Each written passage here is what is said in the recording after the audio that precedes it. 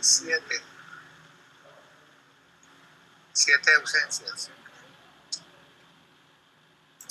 Hola, buenas noches, perdón. Buenas noches. Soy llegó? Vilma Quintero, profe. Ah, Vilma, muy buen trabajo hiciste, Vilma, gracias. Gracias, profesor, muy amable. Chévere, me gustó. Manuel, Ok. ¿quieres decir algo? ¿Quién más? Sí, yo, sino que es que yo no de pronto si me llamaron no pude contestar, porque es que en este momento me ensayando. Igual de todas maneras estoy pendiente, ¿listo? ¿Cuál es tu nombre? Manuel Velasco. Sí, te coloqué falta, ok, listo. ¿Listo? Dale, muchísimas gracias por...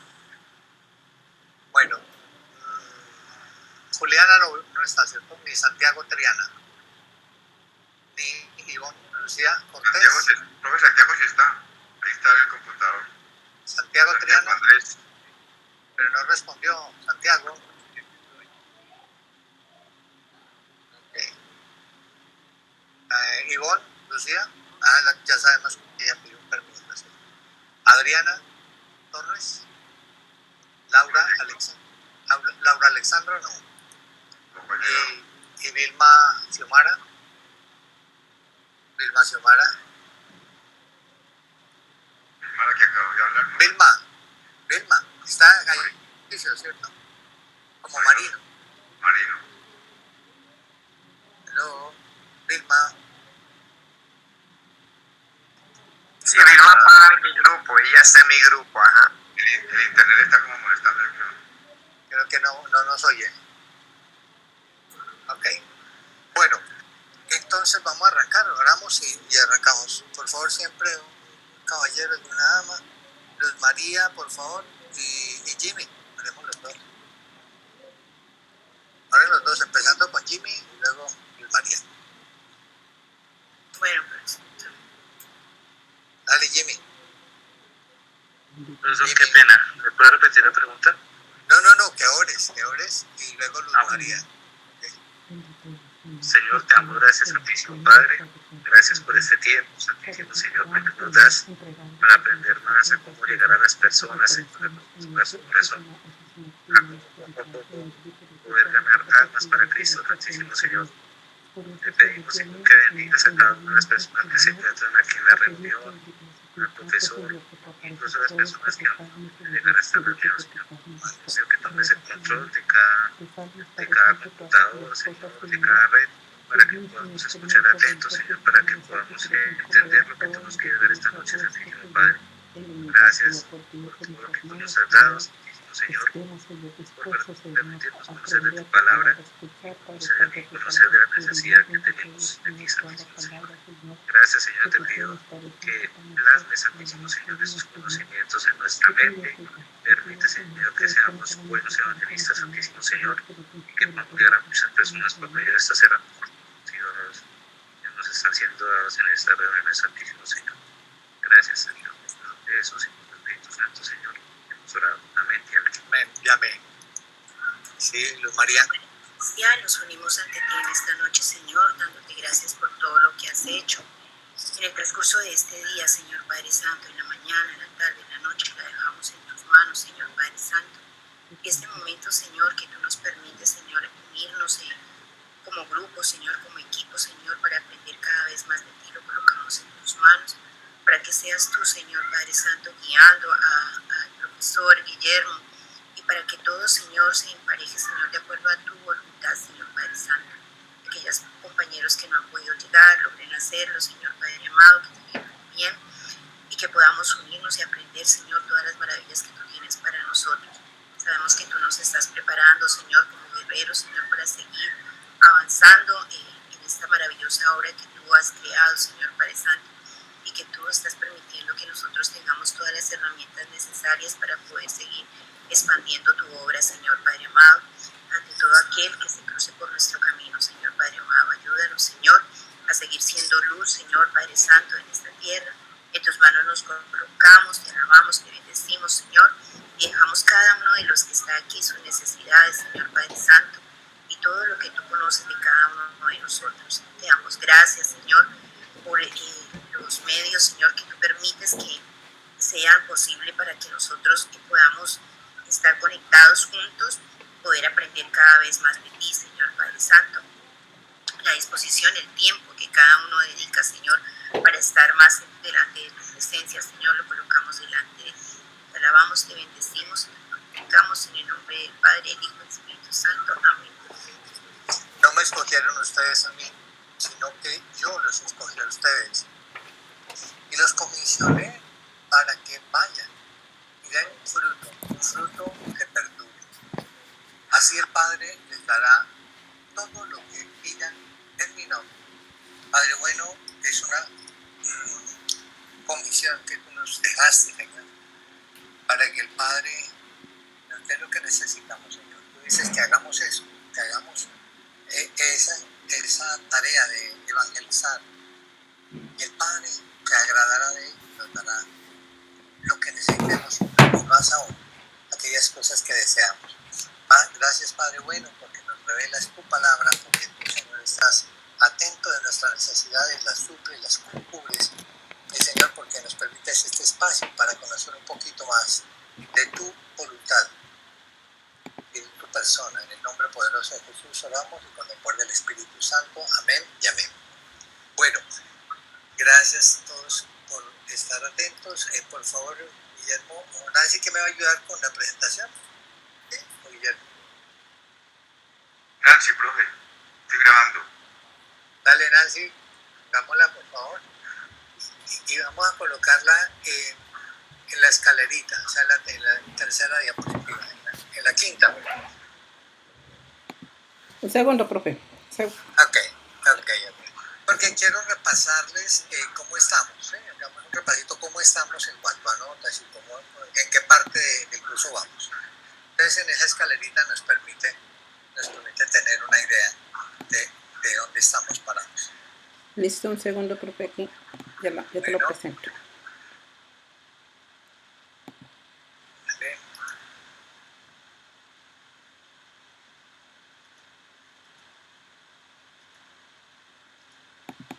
Yo estoy llevando un cuadrito Excel que se los mandé, se los envié en la clase anterior, creo. Un cuadrito donde estoy controlando la asistencia, el nombre de la persona a la que ustedes van a evangelizar, los títulos que les corresponde estudiar o resumir del libro y lo de la tarea que hicieron, ¿ya? Entonces ese cuadrito se lo va a mandar ahora actualizado para que miren cómo estamos. Incluso ahí las notas que ya tienen los que me enviaron el trabajo del segundo quiz. El segundo quiz es el trabajo que hicimos. El primer quiz es el que presentaron la semana pasada. Ese quiz tuvo una dificultad o creo que le mandaron las respuestas equivocadamente y algunos la vieron y algunos la hicieron. Entonces lo que decidimos fue, todos los que enviaron el quiz tienen 5.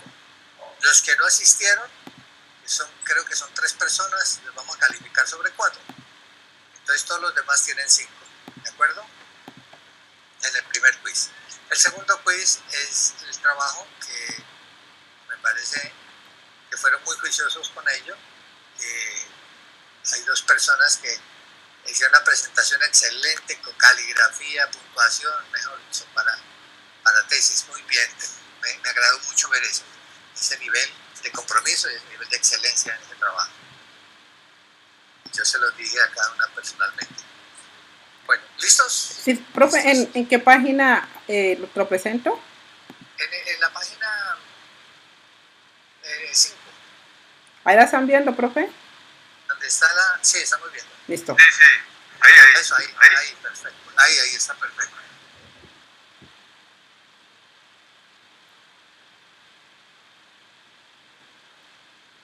Bueno, esa escalerita nos permite ver el programa, ¿cierto? Nosotros hicimos ya la segunda parte. Nos dedicamos en dos clases a introducción, vimos unas películas, unos cortos y hablamos de liderazgo.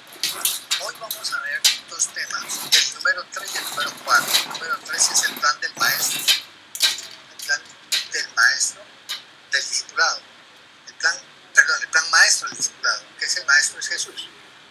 Entonces vamos a trabajar sobre eso. Y el punto que es hombres comunes y corrientes con un llamado poco común, que vamos a hablar de los apóstoles. Entonces hoy haríamos esos dos temas. La próxima clase, los principios rectores del plan de evangelización. Y nos quedarían dos clases, ¿cierto? Son 6, ¿cierto, Nancy? Esta es la Sí, tercera. señor. Sí, señor. Son 6 clases. Esta es la tercera. Entonces, en la cuarta veríamos los principios rectores del plan de evangelización. Y en la sexta clase, en la quinta clase, veríamos algo de apologética y evangelismo, que hay unos compañeros suyos que trabajaron sobre eso. Y la última clase haríamos la presentación de las sugerencias, perdón, del trabajo práctico que hicieron con sus candidatos al reino. Entonces, quería como repasarles eso. Ahí vamos. Vamos a ver entonces dos temas hoy. Entonces ya podemos pasar, ya con eso, a la página 24, a la 22, para que retomemos ahí. La 22 es el plan maestro del discipulado. Perdón, la 20, o sea, la 18, perdón, la 18. Ajá. Clase número 3 dice plan maestro del discipulado. ¿Me están escuchando todos, verdad? Sí, profesor. Sí, señor. Bueno, vamos bien. Bueno, cuando hablamos del plan maestro del discipulado, vamos a tener que referirnos a Jesús como el maestro de maestros, ¿cierto? Y el ser humano, el hombre, digamos, después de Cristo, fue muy impresionado a nivel emocional, pero también a nivel espiritual. Y muchas personas a nivel general hicieron una alusión, una estatua, algo que pudiera resaltar la grandeza de ese Jesús. Entonces, pasemos a la siguiente slide.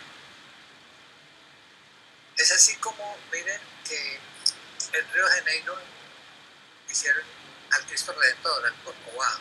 Tiene 38 metros de altura. En Cochabamba, en Bolivia, hicieron el Cristo de la Concordia. Tiene 34 metros de altura. El Cristo Rey en Polonia tiene 36 metros de altura. ¿Para qué traigo estas imágenes? Para que podamos mirar cómo impactó a las personas no convertidas, incluso a los conversos, impactó la figura, la presencia, la sola historia de Jesús. Así no estén convertidos. Es algo que impacta a la humanidad. La sola presencia, el solo nombre de Jesús impacta. ¿De acuerdo? Juan 4, 23, 24 dice que no lo adoremos en esa forma, aunque el emocionalismo y la parte sensitiva del hombre pues, lo lleva a hacer estas cosas, a plasmar en algo físico, en algo que pueda tocar la grandeza del Señor, la grandeza de Jesús. ¿Perdón? Entonces Juan 24, 23 dice que los verdaderos adoradores retirar culto al Padre en espíritu y en verdad. Porque así quiere el Padre que sean los que lo adoren. Dios es espíritu y quiere que lo adoren. Los que lo adoren deben adorarlo en espíritu y en verdad. Y Ageo 2.5, ¿quién lo lee, por favor? Léalo alguien. Dale, María. ¿Lo leo? Sí. Mi espíritu permanece en medio de ustedes, conforme al pacto que hice con ustedes cuando salieron de Egipto. No teman cuando salieron de ¿Y Egipto. acaso lo quiero hacer hasta ahí nomás? Ok. ¿Qué es lo que entiendes de esa lectura? Que no nos preocupemos tanto por el tema físico, ¿no? Porque lo importante es que el espíritu permanece en nosotros sus hijos. Es el espíritu y resulta que el profe me mandó el examen, ¿cierto? En este examen para completar, entonces lo mandó en PDF. Tenía que mandarlo, convertirlo a Word y mandarlo por Word. Entonces lo mandé en PDF, entonces no lo podía descargar, cláusula subir. Entonces en la reenviada mandó pues la respuesta. No, hemos ido a los pelotas de verdad que no hemos dicho. Entonces dijo que todos tenían 5. Entonces resulta que también porque la pregunta 5 espacios para leer todo el cuando nos pusimos y Ageo 2.5 dice que mi espíritu permanece en medio de ustedes. Y pues vimos como lo aprendí pues cómo hacerlo, entonces puse a hacerlo y lo hice. Entonces le dije al profe, pues ya sé cómo se sube el quiz y todo, pues porque no lo enviamos y que lo tienen, aunque sea que califique solo. Y resulta que, bueno, sí está bien, dígame que sí, dígame que sí para editarlo, digamos, bueno, listo. Entonces yo pues le pregunté a Boca, no, que cómo hacer eso, que eso es un desorden, que no hay que más. Entonces le dije a Guillermo, le dije al profe, pero digo que no, que es un desorden, no, porque que no fuéramos autónomos. No, hemos dicho, eso fue la acabó, yo. En la cruz Cristo, el Dios hecho hombre murió. Pero eso no quiere decir que el Dios pereció en una cruz. Es la humanidad de Cristo la que murió. En cuanto a la naturaleza cristiana, ya no está con nosotros, se fue. Sin embargo, con respecto a su naturaleza divina, siempre está con nosotros. Es lo que está diciendo Ageo ahí. Cristo, por su parte humana, miremos unas características, que es lo que está al lado derecho, unas características de Cristo. Porque estamos hablando del plan maestro del discipulado que llevó a cabo Jesús. Entonces, la actitud hacia las mujeres, ¿cómo fue? Leamos 1 Corintios 8, del 1 al 3, y Juan 4, del 4 al 26. Vamos esos dos versículos. Perdón, voy a asignarlos. Luz María, lea Lucas 8, del 1 al 3. Lucas 8, del 1 al 3. Vitalina, Juan 4, del 4 al 26. Dice, está largo, pero vamos a sacarle provecho a él. Lucas 8, del 1 al 3. Sí. Dice, después de esto, Jesús estuvo recorriendo los pueblos y las aldeas proclamando las buenas nuevas del reino de Dios. Lo acompañaban los 12 y también algunas mujeres que habían sido sanadas de espíritus malignos y de enfermedades. María, a la que llamaban Magdalena, y de la que había salido 7 demonios.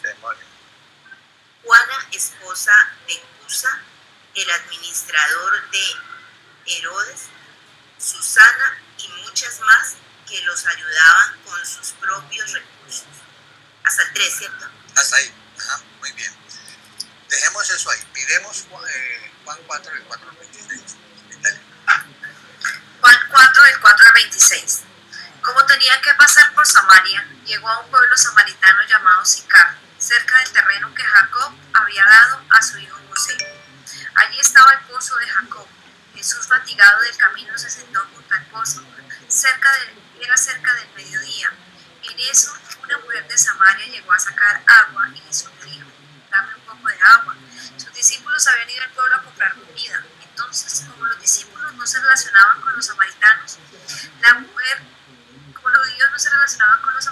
respondió, ¿cómo se te ocurre pedirme agua si tú eres judío y yo soy samaritana?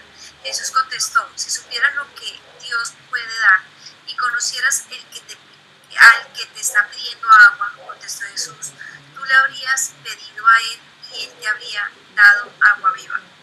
La mujer dijo, Señor, ni siquiera tienes con qué sacar agua y el pozo es muy hondo. ¿De dónde vas a sacar esa agua viva? ¿Acaso eres tú superior a nuestro padre Jacob, que nos dejó este pozo, del cual bebieron él, sus hijos y su ganado? Todo el que beba de esta agua volverá a tener sed, respondió Jesús. Pero el que beba del agua que yo le daré no volverá a tener sed jamás, sino que dentro de él esa agua se convertirá en un manantial del que brotará vida eterna.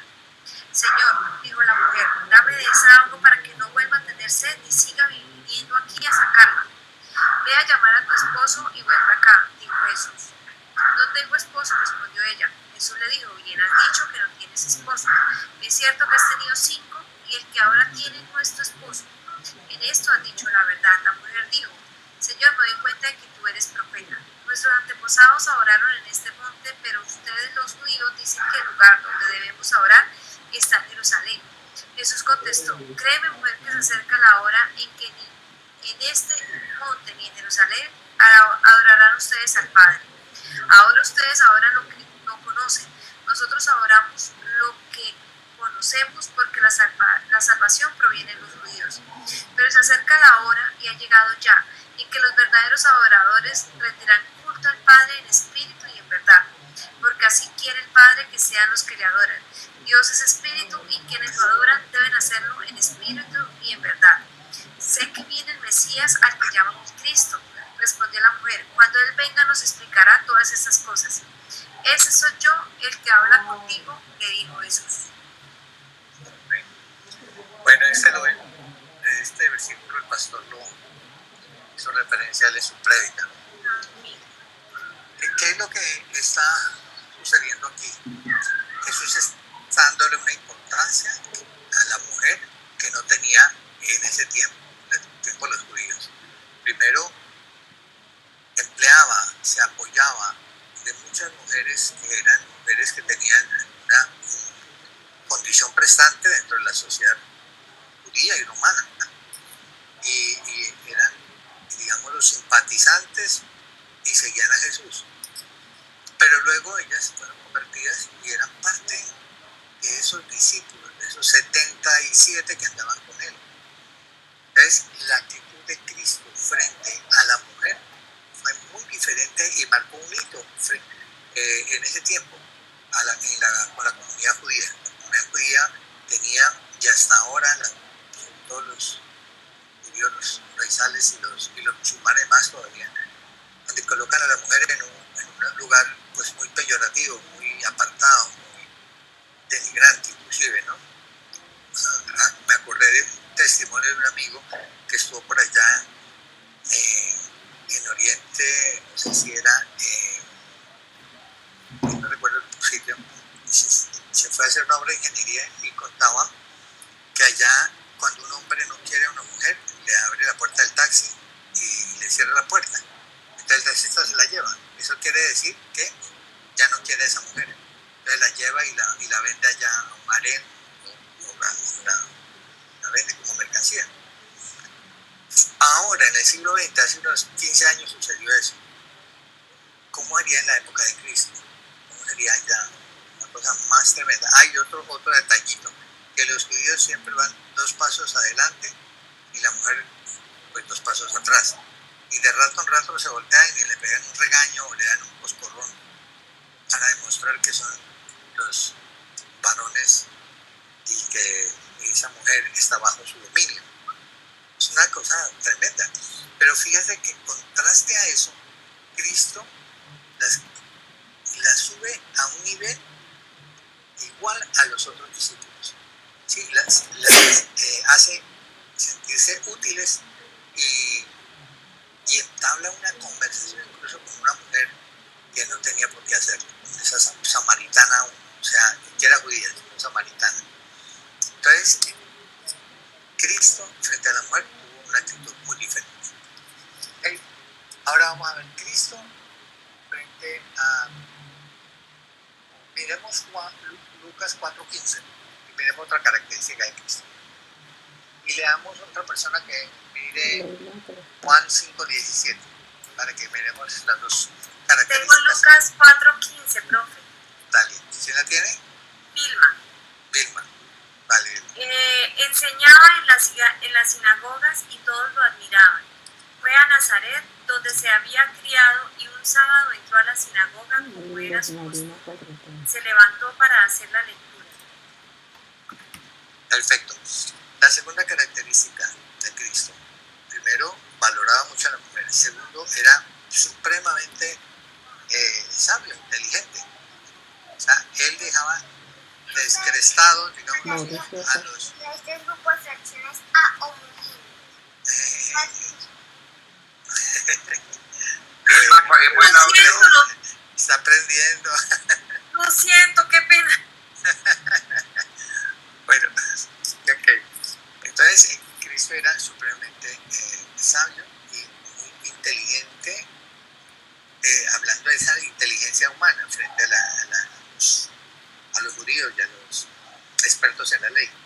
Entonces, Cristo apreciaba mucho a las mujeres y era muy inteligente, muy estudioso, ¿cierto? De la palabra, era conocedor de la palabra. La tercera característica, Juan 5:17. No lo tengo.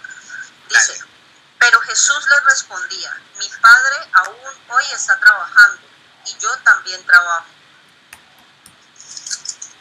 ¿Cuál es la característica? Apreciaba a las mujeres, era muy estudioso, inteligente, Trabajador. y muy trabajador. Tres características, digamos. Vamos con una más. Mateo 14:23. Dice, Señor, ¿son pocos los que van a salvarse? Le preguntó uno. Seguimos y pues 14:23 nomás. Sí, es 14:23 nomás. Léelo, Mateo 26:42, que ahí es donde está más detallado. Mateo 26:42. Ya voy. Tranquilo. Por el ventilador y me soplan las hojas. 26:42.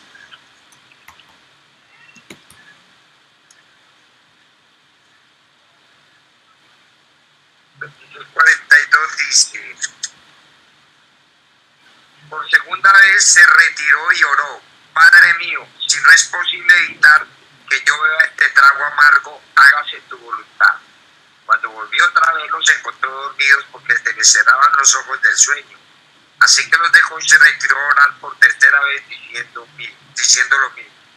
Okay. Volvió de nuevo, eso es el 46. Volvió de nuevo a los discípulos y les dijo, ¿siguen durmiendo y descansando? Miren, se ha entregado en manos de pecadores, levántense, vámonos. Ahí viene el que me traiciona. Listo, era hasta el 42. Básicamente lo que está, la característica es que Jesús oraba y consultaba al Padre permanentemente. Entonces, apreciaba y tenía en alto estima a las mujeres, era muy inteligente, tenía por costumbre trabajar arduamente y además hacía la voluntad del Padre. ¿Cómo la conocía? En la oración, porque oraba todo el tiempo. Ustedes saben que él oraba en la madrugada, en la tarde, en la noche, mantenía en oración continua. ¿Ok? Entonces ya tenemos esas 4 características. Sigamos a ver cómo él con eso va a desarrollar el plan de maestro del discipulado. Siguiente. ¿Ya? El propósito del plan de Jesús. ¿Estamos ahí? ¿Cierto? Dice, el propósito del plan de Jesús fue muy claro. Establecer al ser humano caído a la eternidad. Ese era el plan, el objetivo, la misión final de Jesús. Restablecer al ser humano caído a la eternidad. O sea, amistarlo con el Padre. Poner en acción, poner en vigencia, en vigor la salvación. El plan del Padre. En una palabra, su plan era la salvación de la humanidad. Está Mateo 1:21. ¿Quién lo lee? Mateo 1:21. ¿Quién lo tiene?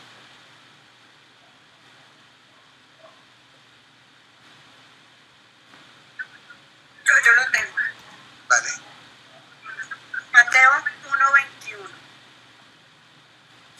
Dará a luz un hijo darás a luz un hijo y le pondrás por nombre Jesús, porque él salvará a su pueblo de sus pecados. Amén. Mano del Dios con nosotros, ¿cierto? Y le colocaron Jesús en el idioma judío era Yeshua, que también es José, que significa el Señor salva, el Señor salva. Y este plan de Jesús nadie está excluido, el plan de Dios. Nadie está excluido, todos están llamados a ser salvos. Sin embargo, no todos serán salvos. Porque Dios no quiere que nadie perezca, que nadie muera, que nadie se condene. Pero la condición del ser humano, la condición del hombre, no le va a permitir que se salve a todas las personas. Ok, entonces Jesús no se creía un saberlo todo a pesar de que era muy inteligente. Jesús en su parte humana hacía que las mujeres, hacia ellas una actitud diferente, tenía la costumbre por trabajar y consultaba constantemente al Padre, ¿correcto? Vamos a la siguiente, por favor. 3 etapas en el plan maestro de Jesús. Aquí entramos ya, lo demás, lo anterior era como unas premisas, ¿cierto? Como lo básico. 3 etapas. Jesús, se reveló poco a poco. Él no llegó con todo su poder y su despliegue y dijo, yo soy Dios y yo tengo el poder de levantar muertos. Él lo hizo poco a poco, como estrategia. No asustar a sus discípulos, primero ganar la amistad y la confianza de ellos. Entonces él se fue revelando poco a poco.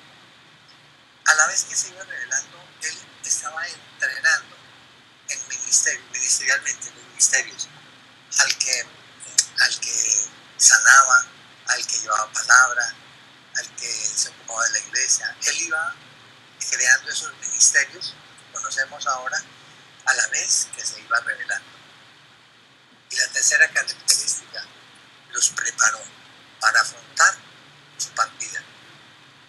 Y desde tan lindo de Jesús, los preparó porque sabía que ellos iban a depender tanto de él y les iba a doler tanto eso, pero él los preparó para su partida. Plan maestro de Jesús, sencillito, ¿sí? 3 pasos, 3 etapas, pero obviamente cada etapa tenía todo un proceso, todo un desarrollo. El Señor Jesús, como modelo máximo del plan de discipulado y como el gran impulsador de su proyecto, otorgó pautas para lograrlo y cómo ejecutarlo. Él es capaz, fue capaz con todo esto de enseñar a que pongan en práctica el plan maestro que él había llevado a cabo para hacerlo o replicarlo con nosotros, con nuestras personas. Y Jesucristo es el ejemplo perfecto, indudablemente, ¿cierto? Jesucristo es el propósito que él tiene, es el propósito de que aprendamos a ser maestros también. 2 personas, Gálatas 4:4, 2 personas que no hayan leído, y Mateo 9:9, ahí está, si quieren leerlo directamente. Y quisiera que lo comenten, la persona que lo lee lo comenta. Gálatas 4:4.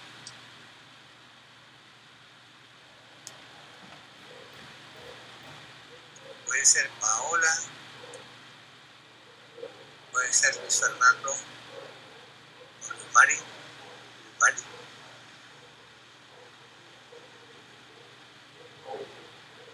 Entonces, Yo lo tengo Gálatas 4:4. dale. Gálatas 4:4 dice, pero cuando se cumplió el plazo, Dios te envió a su hijo nacido de una mujer, nacido bajo la ley. Ok, ¿qué comentario te merece ese versículo? Pues yo creo que todo se hizo como evidencia, como planeado, de una manera como estructurada, o sea, no al azar, sino de manera estructurada, es lo que yo pienso. Perfecto. Ahí yo coloqué una frasecita que resume lo que tú dices. No hubo nada accidental. No fue un plan perfecto creado por el Padre. ¿Listo? Ok, gracias. ¿Jimmy fue el que habló? ¿Jimmy fue el que leyó? Sí, señor, Jimmy Ok, Lazo. gracias. Y Mateo 9:9. Yo lo tengo, Paola. Vale, Paola. Mateo 9:9. Al irse de allí, Jesús vio a un hombre llamado Mateo, sentado a la mesa de recaudación de impuestos. Sígueme, le dijo. Mateo se levantó y lo siguió. Entonces, aquí, lo que tú decías ahora, profe, de medida que el Señor iba avanzando, iba identificando a qué personas las iba a hacer pues como parte de su proceso. De su equipo. Sí, sin discriminación, y cómo iba creciendo en su ministerio, iba trayendo todo lo que podía representar alrededor de estos seguidores, ¿no? Porque se atrajo a pecadores, en este caso pues al recaudador de impuestos, como el ruido que eso socialmente en esa época podía causar, pero él tenía claro que era un efecto colateral también, impactar a otra clase de personas y que lo escuchen más. Diferente a los judíos, muy bien, buen tu reflexión. Pero mira aquí coloqué yo algo adicional a lo que tú dices, que es que él no malgastó energías, o sea, él era muy asertivo en lo que hacía, ¿sí? Él no llamó a saqueo porque sí, lo que tú dijiste, él estaba expandiendo su trabajo, su misión, su proyecto de salvación a diferentes estratos sociales y socioeconómicos. En este caso involucró a Mateo, y sabemos que involucró a un guerrillero, a un paramilitar, y sabemos que a unos pescadores, ¿sí? Ya un médico. Es un trabajo estratégico, o sea que aquí la anotación sería que él fue muy asertivo y no hubo energías malgastadas, fue muy analítico. Ya habíamos dicho que él actuaba de una forma muy inteligente, muy sabia. Realmente pues tenía el expósito de Dios. Perfecto, claro que sí. Con un propósito. Sí, con un propósito, que era el plan de salvación. Bueno, vamos a leerlo paralelamente. Las estrategias del plan maestro de Jesús y el camino de Dios perfecto. La palabra del Señor es intachable. Vamos a leer paralelamente esto. Para hacerlo más diligente, más rápido, yo voy a leerlo de la parte izquierda y alguien comenta la parte derecha, ¿sí? Él fue modesto en el plan fue modesto. No hizo alarde de su poder. Fue silenciosa. No hizo espavientos y publicidad de lo que iba a hacer. ¿Sí? No fue un pueblo que, para no excitar al pueblo, o sea, para no enardecer, que el pueblo estaba esperando al Salvador para salir con palos y machetes y bueno, a pelear con los romanos. Entonces él lo hizo de una forma discreta, silenciosa. Y en general fue sencilla, fácil de entender, no hubo confusión al momento de llevar a cabo el mensaje. Lo hizo de una manera muy clara, muy didáctica. Entonces, Nico Ruales, que nos has hablado, leí la parte derecha, la parte de los versículos, los lees y los comentas. Toma el primero, Samuel 18:30. Salmos, ¿no? Salmos, perdón. El camino de Dios es perfecto, la palabra del Señor es intachable. Escudo es Dios a los que se refugian en él. A todo, ¿no? Pues, ¿cómo lo ¿quién es Dios? ¿Quién es Dios sino el Señor? ¿Quién es la roca sino nuestro Dios? Es Él quien me arma de valor y hace perfecto mi camino. Okay. Coméntanos. Pues, creo que Dios ya tiene los planes que tiene para nosotros. O sea, Él nos diseñó y tiene un propósito para nuestras vidas, y Él tiene el camino, tal cual como lo dijo Jesús, el camino, la verdad y la vida. Nosotros pues ante esto deberíamos tratar de siempre buscar hacer su voluntad, ya que es perfecto los planes de Dios. De acuerdo. Fíjate que su estrategia era sencilla, ¿no? Pero contundente. O sea, el objetivo fue alcanzado de esa manera modesta, sencilla, discreta de pronto, pero en un momento dado iba a impactar, o impactó pues la sociedad. Inicialmente fue muy por la base, la gente, digamos, más necesitada, y luego todas esas personas llevaron testimonio a las autoridades, a las personas, a los dirigentes. Es una revolución en toda la ciudad y luego en toda la región y en el mundo entero. Entonces, muy bien por eso. Ese es nuestro Jesús. Es una forma muy sencilla, muy corta. Tendríamos que hablar muchísimo de él, ¿no? De sus virtudes, de sus cualidades. Pero lo que nos interesa aquí es mirar el plan. Solamente estamos enfocados en ese pedacito.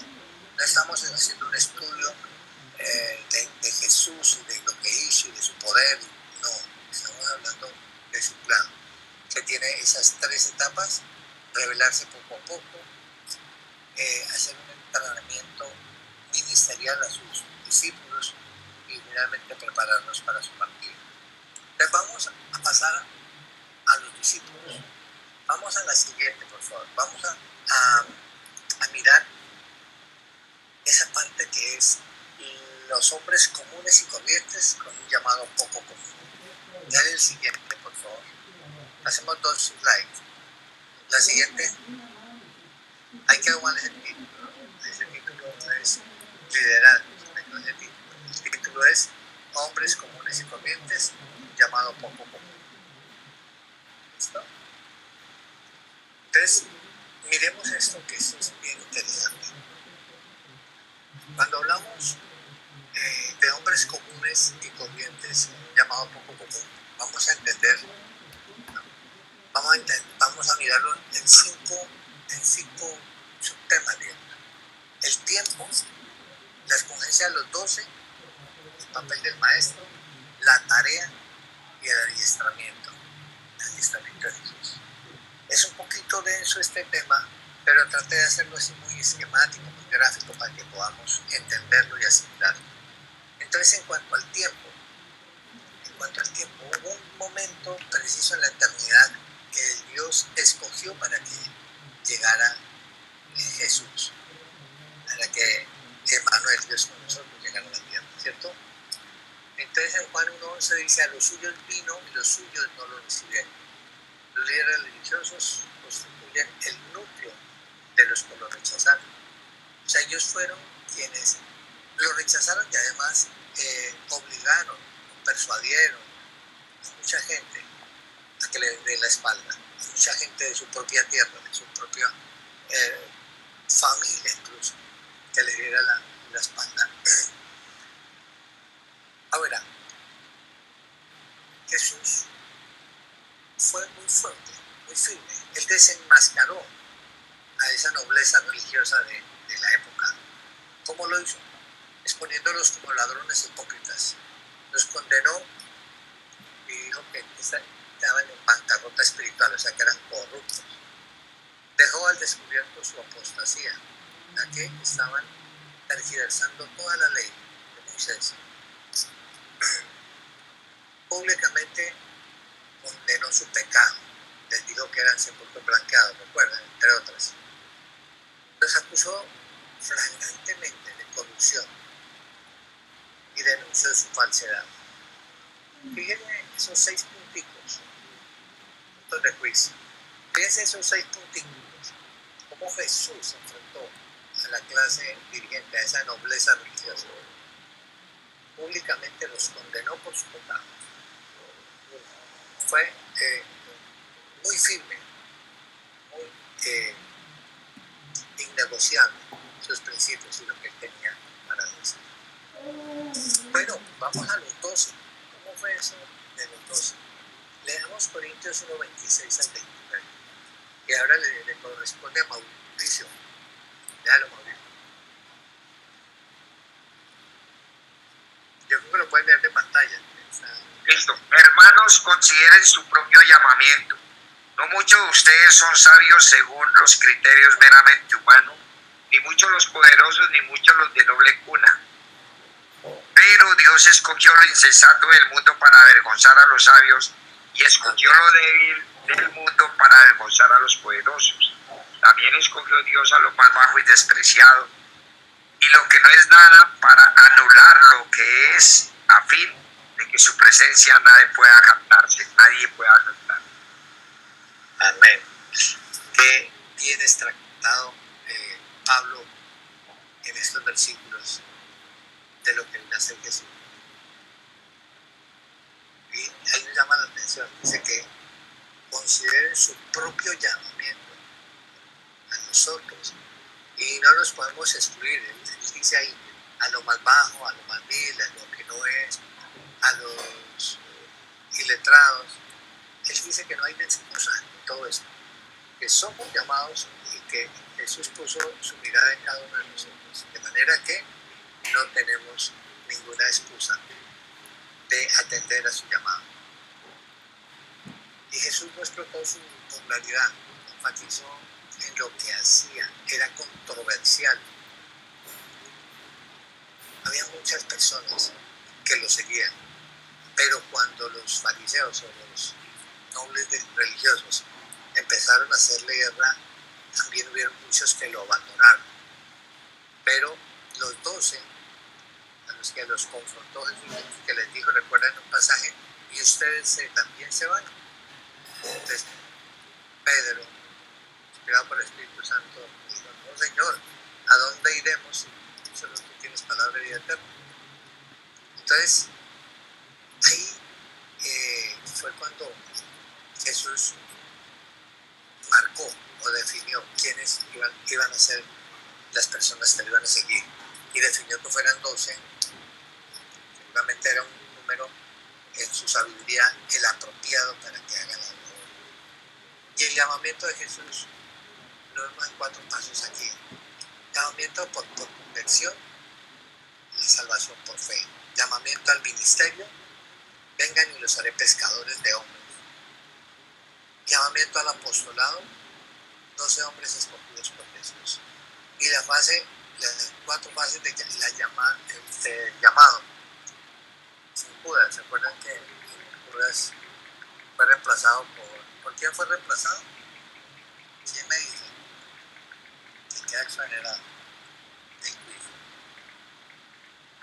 ¿Quién fue? Por Esteban. No, Esteban fue el primer mártir. Ah, perdón. Cuando se fue Judas, Matías. ¿Y cuál era el otro? Matías y qué. Pero quedó Matías. Por el gusto. No me acuerdo. Por el gusto. No. Matías sí. ¿Quién lo dijo? ¿Quién dijo? ¿Fue Nicolás? ¿Qué dijo Matías? Sí. Bueno, Nicolás queda seleccionado del juicio. Entonces, Jesús fue tremendamente controversial. La gente de su propia comunidad trató de matarlo, ¿recuerdan? Lo iban a apedrear y lo iban a sacar en pellones de la ciudad para apedrearlo, como hacían con los falsos profetas. Cuando él hizo precisamente su primer discurso en la sinagoga, cuando dijo, ¿se acuerdan que en Isaías está? Pues este día se cumple esta palabra. Entonces los judíos se estremecieron con eso, decidieron matarlo. Bueno, irónicamente, hay alguien que levantó la mano, ¿cierto? Y escúcheme, si es posible que pueda bajar, subir un poquito la ayuda, que es que no se alcanza a leer toda. Es que la está manejando hoy. Está manejando Nancy, ¿tú puedes hacerlo? Ya voy, profe. Nancy. ¿Ahí? No, Es no que es no es- aumentar la Es el zoom, subirla un sino poquito subir. más. Es para que se vea completa, es que no sale toda. La parte inferior de abajo. no se ve. Sí. Ah, por un momentico. No, la parte de arriba. Perdón. Un poquito más abajo. Ahí. Se pasó. Bueno, ahí se ve mejor. Pero ¿será que lo podemos ver toda completa la ayuda? Es que se veía solamente la parte de arriba. Ay. Sí, ahí, aunque queda más chiquitica, pero es mejor. Bueno, se ve toda. Ahí. Gracias. Bueno, irónicamente Jesús no fue popular en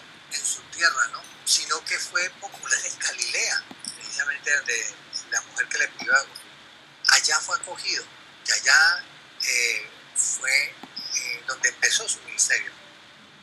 Y allá fue donde empezó a hacer milagros. No empezó a hacer milagros en su tierra, sino en Galilea. Un día que había tanta multitud, fue necesario subir a un bote, ¿recuerdan? Y alejarlo de la orilla, lo suficiente para que las personas que lo veían lo podían escuchar.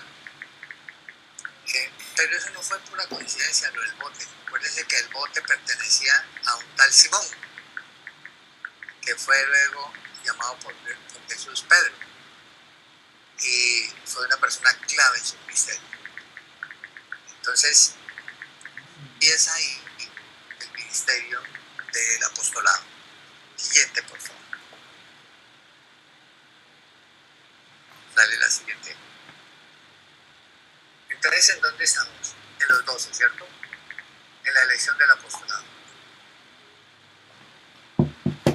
Aquí hay una alusión, cómo él pidió o cómo él eligió los 12. Los hizo así como Altin Marín, o dijo, me parece que es este porque tiene de pronto buena familia. No. Hay unas imágenes donde ven unas personas orando y Jesús mismo orando. O sea, fue por revelación del Espíritu Santo. O sea, él oró para escoger esos 12 discípulos, esos 12 apóstoles. Él oró. Y en Zacarías 4:6 dice que no es ni por mi fuerza ni por mi poder, sino por tu Santo Espíritu, el Espíritu de Dios. Entonces, las grandes decisiones son la enseñanza de Jesús. Las grandes decisiones las debemos tomar en oración. Que es el Espíritu Santo que nos da la clave, que nos da la certeza, que nos da la guía para tomar esas decisiones trascendentales. Inclusive, deberíamos preguntarle en la mañana, ¿me voy por Cañas Gordas o me voy por la autopista? Porque esas decisiones pueden ser en un momento dado cruciales, incluso fatales, porque te fuiste por la autopista y hay algún accidente y quedaste involucrado. No oraste. De pronto el Señor en la oración te decía, no, váyase por Cañas Gordas. Entonces, acostumbrémonos a eso. Las personas más antiguas de la iglesia tienen muy marcada esa costumbre. De pronto no ha sido tan enfático esa enseñanza en los últimos tiempos de nuestra iglesia. Pero esas personas oran cada vez que van a salir de la casa, cada vez que van a tomar una decisión, incluso cada vez que van a abordar un Uber o un mío. Entonces acostumbrémonos a estar en comunicación permanente con el Señor, con el Espíritu Santo. Bueno, así fue como Jesús tomó la decisión de escoger a los 12. Y los 12 no fueron por su popularidad, ni enfatizó en qué tal controversia les podía hacer. Y ahí están los nombres de los 12, ¿cierto? Andrés, Juan, Pedro, Felipe, Jacobo, Bartolomé, Tomás, Mateo, Santiago el Alfeo, Tadeo, Simón el Celote y Judas Iscariote. Los 12 seleccionados personalmente por Jesús para que lo representaran. Eran hombres común y corriente, como ya hemos dicho, sin nada excepcional. Nada excepcional. Jesús no buscó alguna habilidad maravillosa, una habilidad especial como las empresas de hoy en día, ¿no? Que buscan talentos, y hay empresas especializadas en cazatalentos, ¿no? Jesús los escogió a hombres comunes y corrientes, sin nada excepcional. Pero la estrategia de Cristo era que en torno a esos 12 iba a hacer su programa de evangelización y llevar la palabra hasta los confines del mundo. Entonces, ¿en medio de qué lo hizo? En medio de grandes persecuciones, de martirio, los discípulos cumplieron su tarea. Contra toda probabilidad, entregaron victoriosos el testimonio del Evangelio y continúa ahora. ¿Por qué creen ustedes? Si quisiera que dos damas y dos caballeros me digan, ¿por qué creen que estos apóstoles fueron hasta la muerte por el Evangelio, por la gran comisión? En este punto, díganme dos personajes.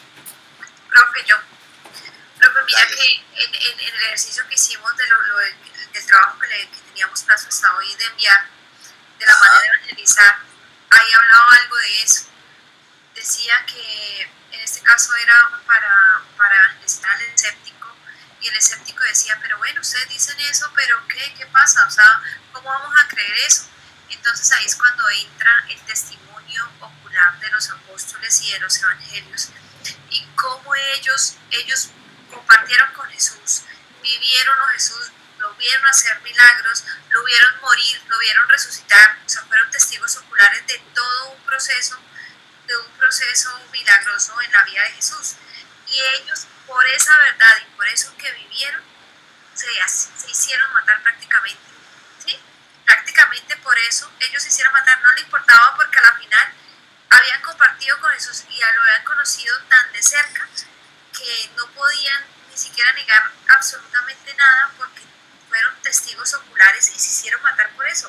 O sea, eso es la total convicción de con quién compartieron todo ese tiempo, ¿no? Pienso que esa es... Pero había algo que esperaban, o sea, ellos lo hacían por algo, por fidelidad a Jesús, obviamente, como lo dices, pero había algo que ellos esperaban. Ahorita te doy la palabra a Paula. Ellos esperaban algo en el más allá, o sea, para ellos la muerte era un paso. Sí, porque había la promesa de la vida eterna, y entonces, como dijo Pablo, morir es ganancia. Y morir es ganancia. Entonces era como lo que sigue es mejor, lo que sigue es más prometedor que incluso esta vida que tenemos actualmente, ¿sí? Entonces pienso que eso también era una convicción total, o sea, una fe impresionante. Yo decía, no, es que es impresionante. Muy bien, Vilma, gracias. Dale, Pablo. Guillermo, en el texto de cómo convertir al católico, de los tips, inicia con esta parte y dice que por encima de todo conocimiento, el discurso que se debe entregar para evangelizar es la salvación. Y yo pienso que finalmente Jesús era un evangelizador de Dios Padre, y para enamorar a sus discípulos y a su gente, pues tenía que hacer una promesa de salvación, y eso fue lo que persiguieron los apóstoles y es lo que perseguimos nosotros hoy en día, ¿no? La salvación y la promesa de la salvación. De acuerdo. Esa es la esperanza que tenemos en él. Dale, gracias, Paula. Ahí está Marino y está Walter. O Marino, ¿quién está ahí? O Vilma. Vilma, pero primero alzó la mano Walter, profesor. Dale. Dale tú primero, Vilma, y luego Marino. Qué pena, Walter. Dale, ya te vi primero a ti. Bueno, gracias. Bueno, yo creo que, aunada a lo que acaban de decir Vitalina y Paola, considero que la palabra de Jesús fue muy contundente desde el principio hasta el final. Él, todo lo que hizo, lo hizo con supremo respeto, con supremo amor, y eso fue lo que cautivó, porque el Espíritu Santo en cada uno de ellos debió depositar ese sentimiento, ese sentir o esa necesidad de seguirlo. Y asimismo, una vez estando el Espíritu Santo en ellos, pues tuvieron ese temor de Dios, de no poder hacer otra cosa diferente, no por miedo, sino por temor de Dios. Todos conocemos esa diferencia, ¿cierto? Entonces, ese temor de Dios les hizo sentir pleno amor. O sea, eso fue una correspondencia de amor al que Jesús les entregó a ellos, creo yo. Muy bien. O sea, una demostración del amor sin fronteras que él tenía, ese amor inconmensurable, ese amor que no podemos medir. Ese era lo que cautivó a todos los seguidores. Su amor inmedible, su amor inconmensurable. Muy bien, gracias. Ahora sí, Walter, qué pena. Sigues tú.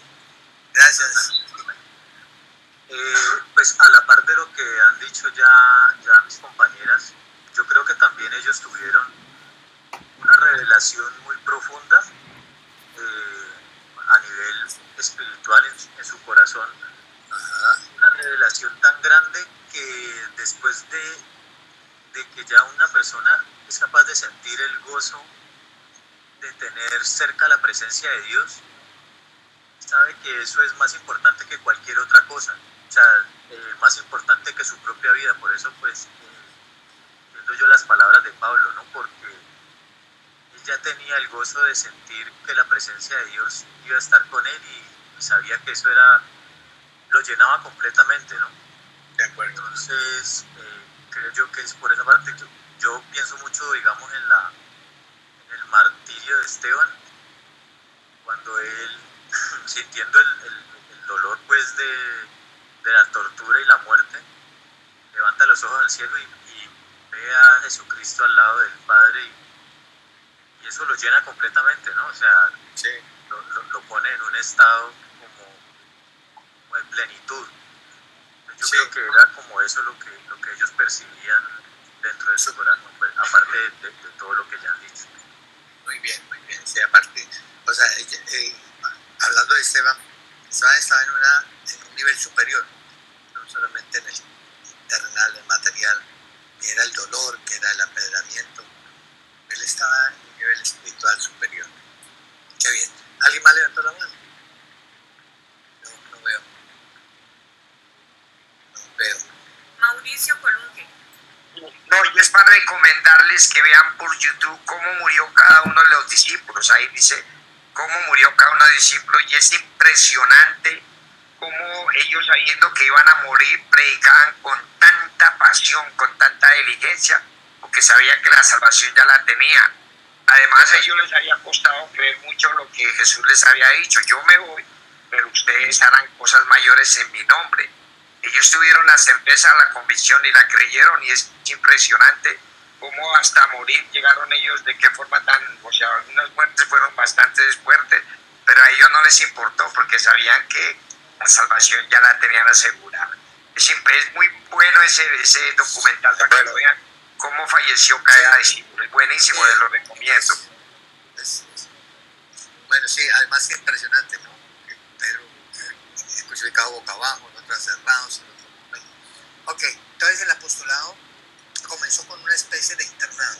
Jesús recogió a sus discípulos y empezó a darles cartilla, a enseñarles, un paso a paso.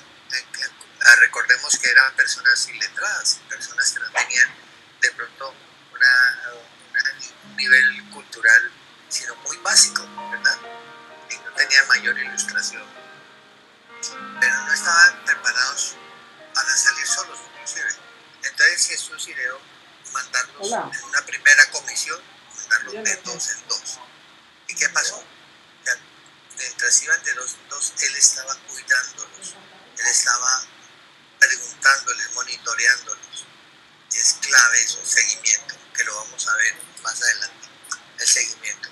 Aquí hace una alusión de que, así como el águila madre observa a sus aguiluchos cómo empezar a volar, ella los cuida y los va capacitando, los va empujando. Aquí hay varios versículos en la elección de los 12. Habla de cómo, unas características de cómo elige, por ejemplo, a un obispo. Le dice que el obispo debe ser intachable, no debe ser borracho, características de lo que debe ser un obispo, un ministro del evangelio hoy en día, o a partir de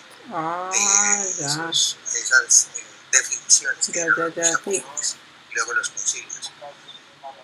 Luego habla de cómo debe ser un diácono. Un diácono debe ser igualmente honorable, sincero. Bueno. Y el trasteo es muy fuerte, o sea, es muy difícil.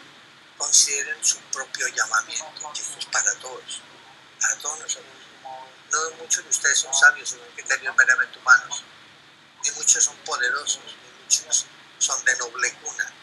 Y nos está escribiendo todos caemos ahí. Pero Dios escogió a lo insensato del mundo para avergonzar a los sabios, escogió a lo débil del mundo para avergonzar a los poderosos.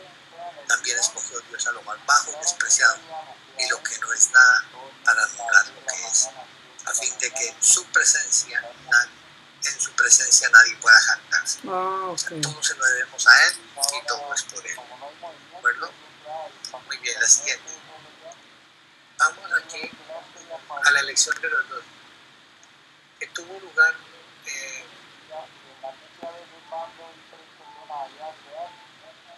a ver, cuando él empezó a buscar a las personas, había una situación especial en su casa. Recuerdan que él tenía ya sus 30 años y a los 30 años ya los muchachos tienen que estar buscando independizarse, ¿no? 30 años es bastante edad para ahora nuestra cultura, pero hasta los 30 años son dependientes de su mamá y de su papá, sometidos. Sí, pues sí, era por eso. Él a los 30 años empezó su ministerio, cuando pudo tener esa independencia. Entonces, con eso en mente, vamos a mirar esto. Él cogió su ministerio, su misión terrenal, porque sabía que él tenía que morir, resucitar, descender al cielo, tenía claro. Pero él tenía que hacer un proceso. Claro, porque imagino que en la nueva ranchería ya cuando la gente esté instalada te van a empezar a pedir, ¿no? El mundo de ese tiempo. Y eso no lo podía lograr solo, sino que tenía que hacerlo con una serie de personas. ¿Y es cerca, la nueva ranchería es cerca? Aunque no lo necesite, no se utiliza. Jesús de pronto pudo haber hecho la oración. Bueno, entonces yo creo que no va a haber problema igual, porque esto tiene una zona de cobertura, pues yo no creo que haya problema, pero de todas maneras, yo estoy pendiente entonces que me digas cuando lo vas a mover. El Señor enfrentó con oración la hostilidad y la situación totalmente cambiante. Pues mira que él tiene como una zona, como una zona en la cual funciona. Y pues hasta ahorita, es más preciso, pero no es mucha la diferencia realmente por lo que yo he podido ver. Antes de que oscureciera y bajo del mismo después del amanecer. ¿Cómo? Imagínense todo el tiempo orando allá en una montaña solo. Sí, yo lo tengo ahí programado y mira que lo moviste para el otro lado y funcionó bien. Seguir firmemente una tarea toda la noche. Eso tiene una palabra en hebreo que está escrita. Bueno, y la oración de Jesús ha sido todo el tiempo perfectamente consecuente con la voluntad del Padre. ¿Por qué? Porque él al actuar preguntaba y luego actuaba. Preguntaba y luego actuaba. Y nosotros no preguntamos y luego dolor de cabeza, ¿cierto? No preguntamos, nos vamos por emocionar y bueno, consecuencias. Pero es por el mismo río donde está, sino que más antes, por el mismo río San Luis. ¿Y qué pedía Jesús en su oración? Durante esas 10 horas continuas de oración que estuvo pidiendo Jesús, él pedía claridad para que el Señor y el Espíritu Santo le mostrara a quién iba a elegir entre sus muchos discípulos. Recuerda que tenían 77 y él primero eligió un número, definió un número, 12, que iban a ser los apóstoles, los embajadores, delegados, representantes. ¿Cómo se llama el río? ¿Por qué? No, puedo buscarlo entonces a ver. Una gran responsabilidad para elegir a esas personas. Entonces, se equivocó con Judas, ¿cierto? O sea que uno, digamos que sigue el mismo recorrido del río. No, señor, no se equivocó con Judas. Del río. No, o sea, no se equivocó, sigue era parte como de su el mismo recorrido de Juan de. Dios nunca se equivoca. Muy bien, pero déjales María que nos diga qué opina. Cuando dices es como si yendo a Isla del Gallo o para el otro lado. Que él no se equivocó porque absolutamente todo está hecho a la medida y como Dios lo quiere. O sea, él era parte de su plan. La María sí la tengo. Tenía que existir esa persona que era la que lo iba a entregar para que se pudiera cumplir el propósito de Dios, que era pues que se diera todo el proceso que que ya María sabemos, la y quebrada. ser Listo. entregado y pasar por todos los sacrificios que tuvo que pasar Jesucristo para poder morir por nosotros, dándonos ese perdón del pecado y llevándonos a la salvación. Entonces, pobrecito. Bueno, yo lo voy a buscar entonces, yo lo busco más. ¿Qué opinas tú de eso? No, Okay. él no era el malo del paseo, claro que no. Listo, Pero yo lo busco sí, entonces todo ahí, yo lo busco obedece mañana, te busco ahí y te muestro más o menos como me muestra la foto de la zona con los nombres, entonces ahí yo te la mando entonces. Pienso que nunca, perdón, Judas, digamos que él todo pues hay varias, yo utilizo una que se llama Google Maps. Se llama Google Maps, yo la utilizo. Esa la he utilizado. Pues no, yo siempre la he utilizado por el computador porque esa es muy pesada para un celular. Entonces yo siempre no sé si existe para el celular, no sé porque yo siempre la he utilizado desde mi computador. Vale, Jimmy, ¿qué opinas? Gracias. Ah, sí, señor. Sí. Pues, profesor, yo pienso que es que pues mira, yo lo que hice la otra vez fue que coloqué las coordenadas que vos me pasaste. ¿Te acuerdas cuando apenas pusiste la antena allá donde estamos? Me pasaste la ubicación. Por esa ubicación que me pasaste, ahí me dan las coordenadas. Entonces yo esas coordenadas los puse en Google Maps y me llevó a ese punto. Entonces lo que yo hago es que ya con esas coordenadas, como este programa me muestra sobre el mapa esas coordenadas. Entonces yo me voy moviendo como por esa zona. Para poder decir de manera correcta. Ahora, si elegimos de manera incorrecta. Sí, si quiere, en pues ahorita porque estoy ocupada, pero en algún momento que usted tenga un rato, por ejemplo en la noche cuando ya estoy ubicado, hacemos una videollamada y le hacemos. Igual que lo tuvo Judas. El hecho es de tener sabiduría, pero la sabiduría. La sabiduría, pero también se construye. Cuando hay que la edificación que tiene. Bueno. Bueno, pero lo importante.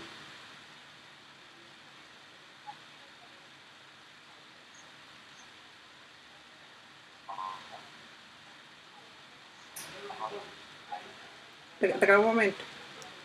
Un momento.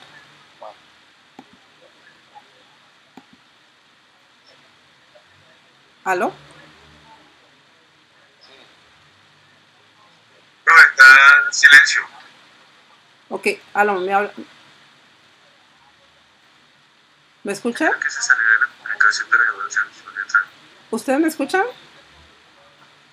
Sí. El que salió fue el profe, ¿cierto? Sí. Ok.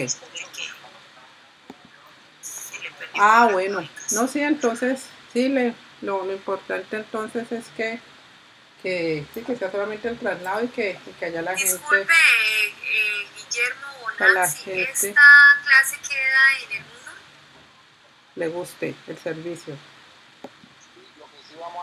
Sí queda grabada en el Moodle. Bueno, muchas gracias. Igual también queda la diapositiva, ¿no? Ya. Bueno, muchas gracias. Para que puedan repasar. Bueno, importante igual que afortunadamente, pues a pesar de que hay bastantes usuarios, pues has visto que igual funciona bien. ¿Se encuentra en clase? ¿Y qué? Sí, perfecto. Y pues que la gente esté contenta. Y porque a ti está contenta, paga sin ya problema. lo primero es que no tengo el celular aquí ya. Yo en estos días, ¿sabes qué? Quiero empezar a ensayar como para mí, pues por si más adelante, lo que se necesita para trabajar como con las fichas. ¿Me escuchan? Para vender. Sí, señor. Sí, sino que esos días estoy como sin plata para comprar ese equipo. Pero sí quiero poderlo, como cuando me recupere un poquitico, poderlo comprar y empezar a ensayarlo y afinarlo más, porque un amigo me dio como una Entonces, idea que vamos fuera un aquí en la poquito enseñanza más particular de económico, Jesús. entonces Él era quiero poderlo tener absolutamente listo, ensayar, diferente a cualquier otra porque más adelante se sale una autoridad oportunidad o algo de para momento. Santa Rita como hemos Tenía hablado, además y de pronto sale la poderes, tenía oportunidad, poder, sino que capacidad en estos días de vamos a ir a sanar vacaciones enfermedades, y estar voy a fuera ver de si demonios, me consigo resucitar una plata muertos, y estaba empiezo a lleno de la ensayarlo a ver. gracia de Dios. Lo que lo rechazaban era que no podían soportar Sí, claro, pues porque el poder de su ya mensaje. vimos ¿Por qué que tenía tanto poder funciona su mensaje? Una sola y que no palabra. hay problema ¿Por qué pues en tenía general tanto y que poder es su muy mensaje? estable, que era como nuestra primera Una sola preocupación. palabra. Y ya viene el otro. Empieza con V. Entonces estamos. ¿Quién es Jesús? ¿Verdad? Exacta, verdad. ¿Quién dijo verdad? Bueno, ¿Quién pues dijo verdad? Muy bien. Entonces Ángela también. ¿Ángela y Paola? ¿Quién fue? Yo escuché dos voces. Yo hablé, pero hablamos como casi. Ah, se fue el eco. Bueno, Guillermo, que es el árbitro ahí, para que le pongamos exonerada de examen de quiz también. ¿Sí? Profe, nos puede exonerar a todos que estamos repilos. Sí, pero es que el quiz está muy pilo también, entonces muy bueno. No, hoy no hay quiz. El quiz es en 8 días, porque hoy, el quiz de hoy es el trabajo que hicieron. ¿Sí? En 8 días vamos a hacer un quiz que evalúe estos 2 capítulos. Y pero en 8 días hacemos ese quiz para que digieran y estudien esto, que es un poquito denso, pero yo traté de hacerlo didáctico para que lo podamos entender. Lo han entendido, ¿verdad? ¿Está claro? Sí, señor. Muy Sí. claro. Ok, bueno. Entonces, Jesús es verdad. Recuerden que Jesús es verdad, pan y vida. Entonces, el mensaje de Jesús era tan poderoso porque era un mensaje de verdad, y en esa época como en todas las épocas, todos los dirigentes manejan la mentira, la argucia, el fraude, pero el mensaje de Jesús era poderoso porque era un mensaje de verdad. Y les dijo a sus apóstoles que si iban con eso, pues con esa verdad, y proclamaban el Evangelio, ellos también tendrían poder para hacer las cosas que hacía Jesús. Y eran capaces de sanar enfermos, incluso de echar demonios. Bueno, vale, sigamos al siguiente punto. Sigamos con la otra. Ahí hablaban de los milagros que hizo Jesús, pero hacemos un poquito, porque nos falta bastante material todavía. No, nos faltan cosas ahí. Entonces vamos a ver ahora la tarea que les encomendaba. Ahí hay un, no sé, ese no es, ¿dónde estás? Ahí creo. Esa es la tarea. ¿Esa dice la tarea? La mano izquierda. ¿Sí es cierto? Tarea. Arriba a la izquierda dice la tarea. ¿De acuerdo? Okay. No, ese no es. Anterior. Ahí. Eso, están unos como pintores ahí. Eso. Bueno, la tarea hay que planearla, ¿cierto? Ahí veo un ingeniero haciendo unos planos y discutiendo. La tarea hay que planearla, hay que hacerla conforme a un programa, un propósito, y planes bien pensados, pura ganancia, ¿cierto? Dice la palabra, Eclesiastés por allá. Y luego sin manos a la obra, pero hay que planearla. En Marcos 3:14 dice: designó a 12 a quienes nombró apóstoles para que lo acompañaran y para enviarlos a predicar y ejercer autoridad para expulsar demonios. Cristo delega la tarea a estos 12 apóstoles. Ellos hablarían y actuarían con la misma autoridad de quien era enviado. O sea, el apóstol en la sociedad judía tenía un título de gran respeto y privilegio.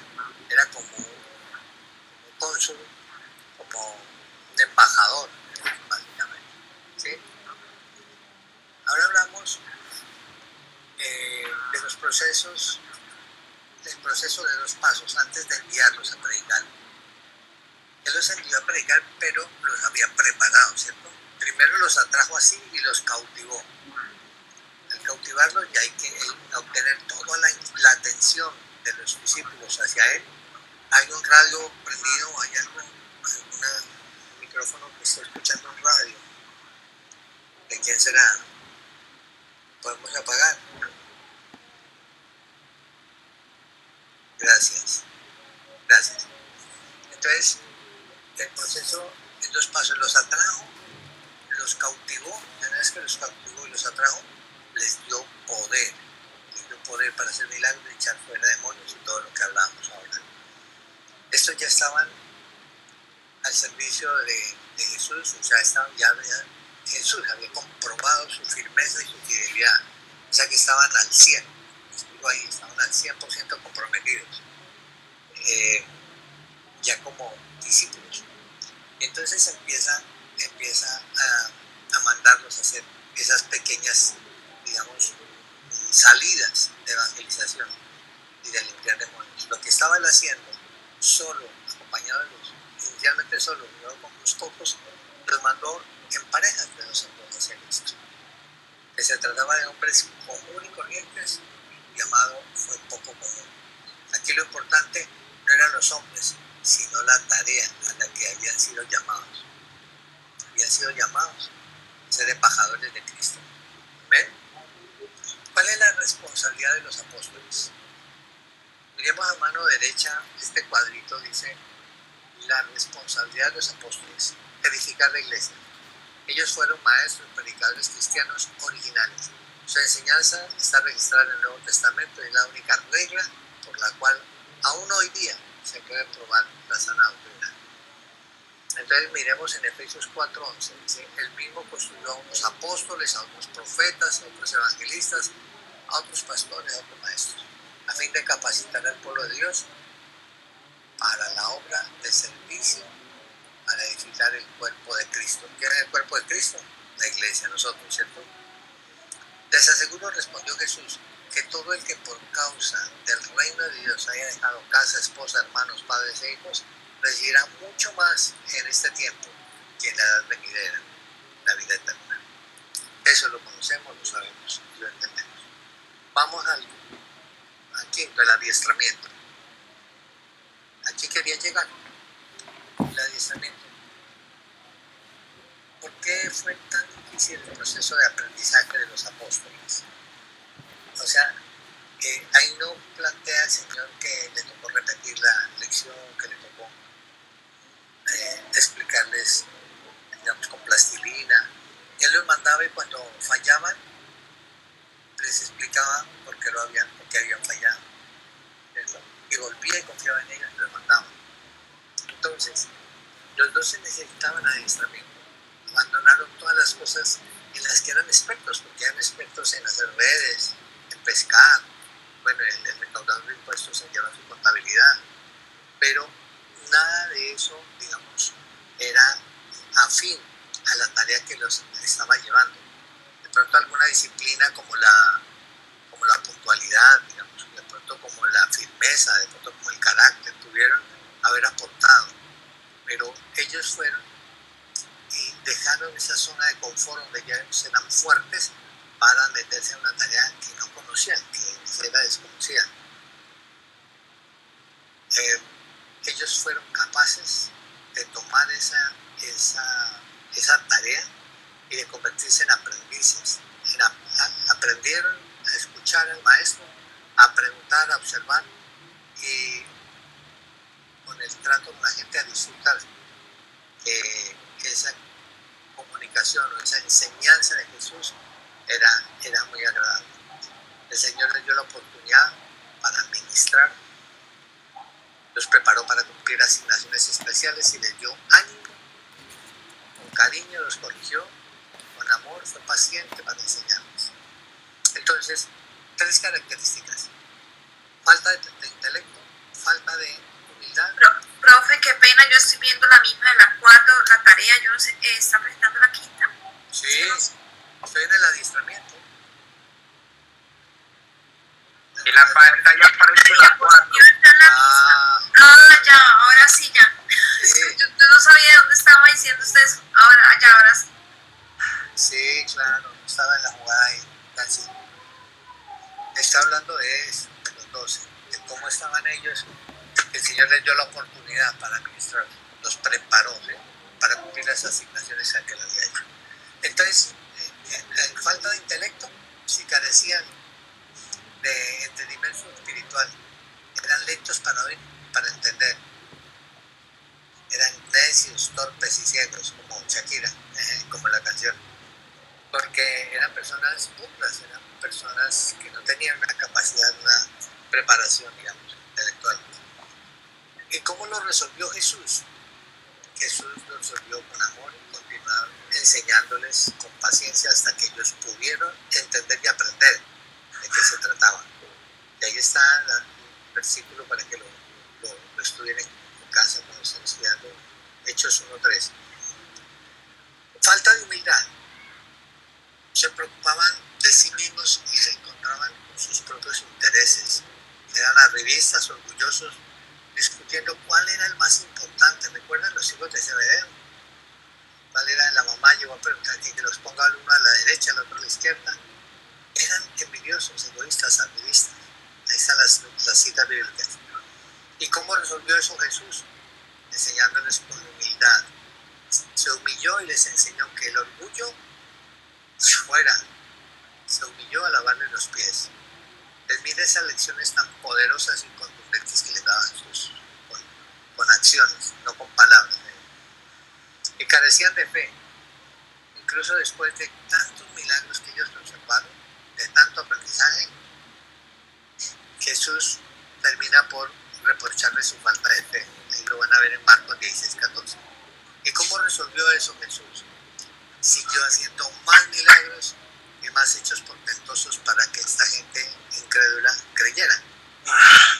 ¿Okay? Bueno, cuarto, carencia de compromiso. Quinta, carencia de poder. Carencia de compromiso. Cuando los soldados irrumpieron en el huerto, a Jesús lo dejaron solito, excepto un apóstol. ¿Cuál fue el apóstol que no lo dejó solito? Que lo siguió. Muy bien. Mauricio. Bien, Mauricio. 5 de juicio. Y carencia de poder. En sus propias fuerzas eran débiles e indefensos, especialmente al entregarse al enemigo. Su falta de fe los inhabilitó para operar el poder que estaba en ellos. O sea, cuando a uno le falta fe, inhabilita lo que Dios le ha regalado, el don que Dios le ha dado. O sea, la fe la necesito para ejercer mi don. ¿De acuerdo? ¿Cómo lo resolvió Jesús? Envió al Espíritu Santo para revestirlos de poder y los capacitó para hacer lo que Jesús hacía. Bueno, eso lo vamos a ver en el libro de Hechos, donde se ve una cantidad de milagros y de cosas que hizo el pueblo de los discípulos, los apóstoles. Entonces, miren que esa es una muy rápida, escueta, sencilla forma de ver cómo esos hombres comunes y corrientes fueron utilizados para una misión no tan común y corriente, para un llamado tremendo, llamado muy difícil. Entonces, quiero que dos personas me digan por qué había carencia de compromiso de los apóstoles con todo lo que habían visto de Jesús. Y lo ponemos en nuestro plano presente, en nosotros mismos. Tenemos falta de compromiso. Dale, Jimmy. Y Marina. Y Marino. Perdón, de aquí se habla de ahora también. Yo pienso que es por el lado de que ellos no entendían el momento. O sea, a pesar de que estaba Cristo, Jesucristo, es el Hijo de Dios, bueno, pero ellos no entendían la importancia que tenía sus manos en ese momento se decían, listo, yo tengo que seguir a Jesús, sigo a Jesús. Tengo que ir con Jesús a otra parte, lo hacemos. Pero no entendían la importancia de lo que venía, porque precisamente los mortales, igual que este pequeño comando, más pequeño que comando, o sea, ellos lo que pensaban era que, bueno, debía estar con ellos todo el tiempo, que los iba a acompañar, pero no sabían lo que venía de ese momento hasta acá, o sea, toda la persecución que venía para la iglesia en esa concepción concreta. Entonces, por eso no había como mucho compromiso, sencillamente, bueno, era... O sea, no vieron la grandeza de la tarea, ¿cierto? Es lo que tú me dices. Sí, no vieron sí, no vieron la importancia del momento, la importancia de lo que le mandaban a hacer. De lo que tenían. Muy bien. ¿Quién? ¿Marino o Vilma? Sí, señor. Vilma. Bueno, yo pienso, usted dice que lo relacionemos con la vida actual, ¿no? Yo pienso que pues primero que todo ellos en ese momento había una distancia entre el ser ellos y el ser Jesucristo. Ellos veían, wow, los milagros, Pedro caminó en las aguas, bueno, vieron todo, absolutamente todo. Sin embargo, era Jesucristo el que hacía los milagros. De ahí a pensar que yo podía hacer esas cosas más de las que hacía Jesús, pues yo creo que todos estaban así como, uy, no, imposible, ¿no? Y trayéndolo a nuestra vida cotidiana, estoy casi segura de dos cosas. Una, que todos nosotros habremos experimentado milagros prodigiosos. El solo hecho de amanecer vivos hoy y de podernos acostar esta noche bajo un techo es un milagro, cosa que nosotros damos por sentado, ¿cierto? Sin embargo, creo que cosas maravillosas cada uno de nosotros en el trayecto de la vida habremos experimentado, así como cuando Dios abrió las aguas para que pasara su pueblo. Pero en el uso cotidiano del favor de Dios, del milagro y de todas estas cosas, se nos olvida y entonces cuando tenemos un problema nos asustamos, lloramos, tomamos malas decisiones, aún sabiendo que Jesús nos dijo, si ustedes están en mí y yo en ustedes, podrán pedir en mi nombre y todo se les será dado. Bueno, en palabras bonitas, ¿no? Yo lo recito, pero ahí le pongo y le quito. Entonces nosotros, yo creo que tengo fe, pero mi fe a veces es un poquito endeble y eso me hace dudar que yo también puedo recibir la gracia o que yo tengo la gracia. Entonces, ahí como que me puedo equiparar un poquito con los apóstoles y decir, no, pues yo Vilma, no podría hacer milagros, pero seguramente si yo creo con convicción que lo que Jesús prometió y les dijo a ellos también está escrito para mí porque creí, también podría hacer cosas maravillosas como él mismo dijo. Dos, cada vez desde que empezamos con esta clase y cada vez que vamos avanzando, me doy dando cuenta que las personas que estamos haciendo este curso, no solo nosotros, sino en otros grupos también, tenemos una misión especial. Yo creo que cada uno de nosotros tendremos que escudriñar o el Espíritu Santo nos irá hablando en su debido momento, pero yo creo que todos tenemos una misión especial. De hecho, cuando usted nos habló de ir a predicar a otras personas el Evangelio, en la tarea es como si Dios me pusiera a practicar para esas otras personas, porque todos los días he tenido que, incluso en estos días aquí en mi casa, a una niña de 10 años, que ya la invité para la iglesia nuestra el próximo domingo, pues no sé si su papá la deje ir, pero hasta una niña de 10 años la tuve enfrente con esa necesidad de Cristo, sin ella saberlo, y tuve la oportunidad y Dios me permitió ver esa necesidad de ella para poderle hablar. Entonces son esas dos cositas. Una, que nosotros también podríamos hacer cosas maravillosas con el poder del Espíritu Santo sobre nosotros cuando creemos. Y dos, que todos nosotros los que estamos aquí reunidos aprendiendo de Dios todos los días, tenemos alguna misión especial. Muchas gracias. Gracias, Vilma. Gracias, Vilma. Muy bien. Paola. Bueno, yo pienso que la conclusión de lo que ha dicho Vilma, lo que dijo Jimmy y de mi punto de vista es la duda. La duda es lo que no le permitió en muchos escenarios a los apóstoles avanzar, y no la duda, digamos, como eje central de Dios, porque incluso pues el solo seguirlo ya era la decisión de creer en él. En nuestra clase de teología del primer semestre nos enseñaban que incluso los inconversos creen, y como la discusión de la existencia o no de Dios siempre termina en que hay un ser superior. Entonces todos terminamos por creer siempre, pero es la duda la que ataca el milagro.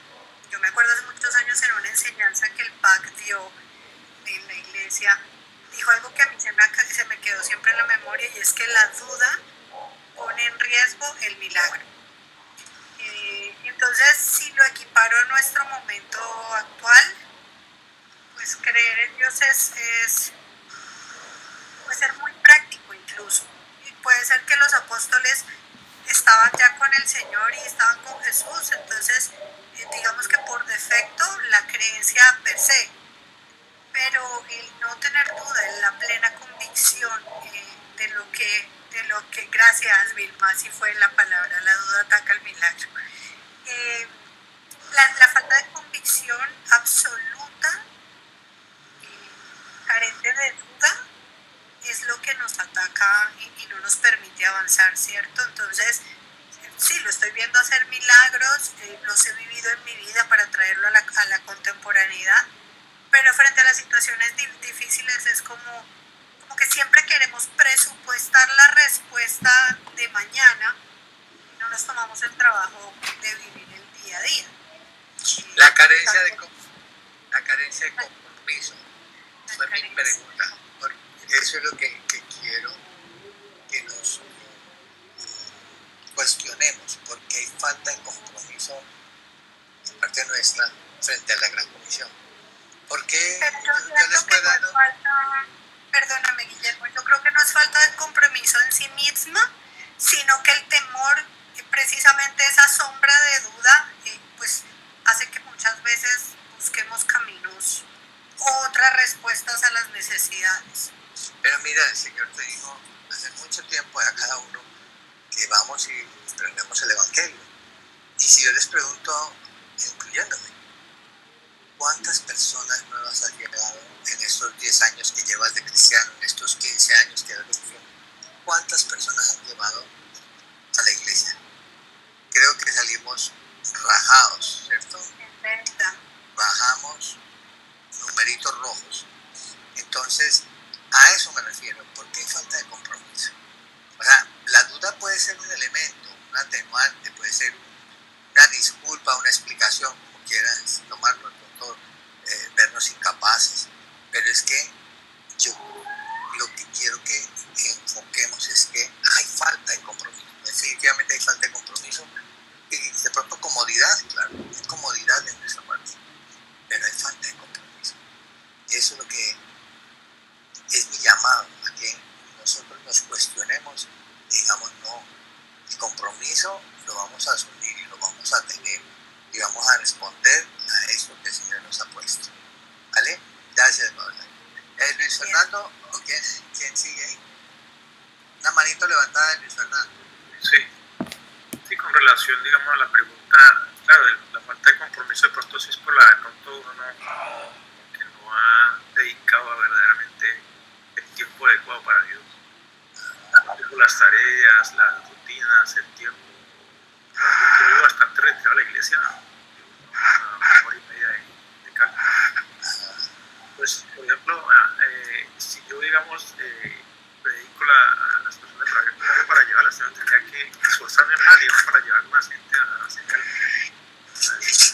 Sí, pero te hago un paréntesis ahí. No necesariamente el objetivo es que la traigas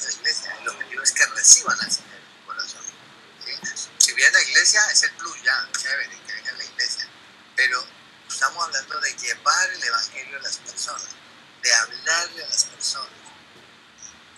Yo tengo una señora en oración que admiro mucho, es una morenita. Ella tiene una, digamos, educación básica y ayuda mucho en las casas y todo eso. Y la señora se sube a su bus y empieza a hablar del Señor y empieza a predicar y empieza a hablar. Y que le costó mucho hacerlo la primera vez, pero que Dios le dio esa orden y ella predica en los buses. Y no es alguien que le mandó, sino un compromiso que ella asumió. Digo, yo no voy a tener carencia de compromiso y lo voy a hacer. Entonces lo traigo aquí a colación porque pues aplica muy bien que nosotros cuando el Señor nos llama, nos dice algo en particular, específico a cada uno, de pronto nosotros el compromiso nos falla, ya tenemos carencia de compromiso. Bueno, quería solamente cerrar esta clase con esa pregunta para que todos la cuestionen, dos, tres intervenciones, pero para que todos la revisen, ¿sí? Revisen esa falta de compromiso. Entonces vamos a dejar ahí, tenemos estos dos temas para hacer un quiz la próxima semana. Estúdienos por favor, les mando la información y si quieren profundizar algo, pedirme alguna cosa que pueda yo profundizar, tengo material adicional que les podría facilitar. Pero el quiz lo vamos a hacer sobre esto, sobre estas diapositivas nomás, ¿ok? Entonces vamos a orar y cerramos ahí. Dale. ¿Yo puedo pedir algo especial? ¿Quién habla? Vitalina. Sí, Vitalina. Profe, es que una amiga que yo quiero mucho, la hija tiene 3 años y medio, y le diagnosticaron leucemia. Entonces está muy mal. Ella, pues yo hablaba con ella, pues nos la he apoyado mucho en estos momentos. Entonces la hija se llama Julieta Peña. Entonces no sé si de pronto hacemos una oración por la salud de Julieta Peña, acá entre todos, pues todos unidos en oración, para que Dios obre a través de los médicos y todo lo que le están haciendo de tratamiento, que es bastante pesado, a la niña. Claro que sí, Vitalina. Pero te recuerdo también que nosotros tenemos un ministerio de oración, que lo dirijo yo a propósito. Hay una forma de hacer los pedidos por internet, en el chat de oración, WhatsApp. Entonces, cuando tengan un pedido específico, envíenlo al Gmail de oración y vamos a hablar ahorita por ella, claro. ¿Cómo se llama la niña? Julieta Peña Zárate. Julieta Peña. A propósito, los invito todos los viernes 5:30 AM. Nos reunimos a orar en el templo, en el Salón de Judá. Entonces, si inquieta su corazón ir allá, los espero. Es un tiempo. Mañana por Instagram. Lo ven en Instagram. O lo ven por Instagram. Y los miércoles por Instagram. Gracias, Guillermo. Los miércoles por Instagram y los viernes por Instagram, pero también presencial. Ok, entonces voy a orar yo y cerramos ahí. Julieta Peña, ¿cierto? Sí, señor, Julieta Peña. Amado Padre, mi Dios, cerramos este tiempo, Señor, de aprendizaje, de estudio, Señor, con gratitud, Señor, porque hemos aprendido cosas. Aquí unos a otros nos transmitimos conceptos, cosas que tu Espíritu nos inquieta, preguntas que de pronto las resolvemos entre todos, Señor, porque tu Espíritu obra y habla de diferentes maneras, diferentes personas, Señor. Gracias, porque tú tienes el control de esta clase, Señor, porque tú permites que podamos aprender y entender más sobre tu palabra, sobre tu perfecta voluntad, Señor. Gracias por cada uno de los alumnos que están aquí, que se empeñan, que están firmes en tomar estas clases y que esperan lograr, Señor, con ese aprendizaje, Señor, estar más cerca de ti, conocerte más, Señor, porque tú te dejas conocer, Dios. Gracias, amado Padre. Tenemos un pedido específico, Señor, especial por Julieta Peña, Señor. Tú la creaste, Señor, tú creaste cada órgano de su cuerpo, tú creaste cada célula de cada órgano, tú creaste cada átomo de cada célula, Señor. Yo te pido, Padre, en el nombre poderoso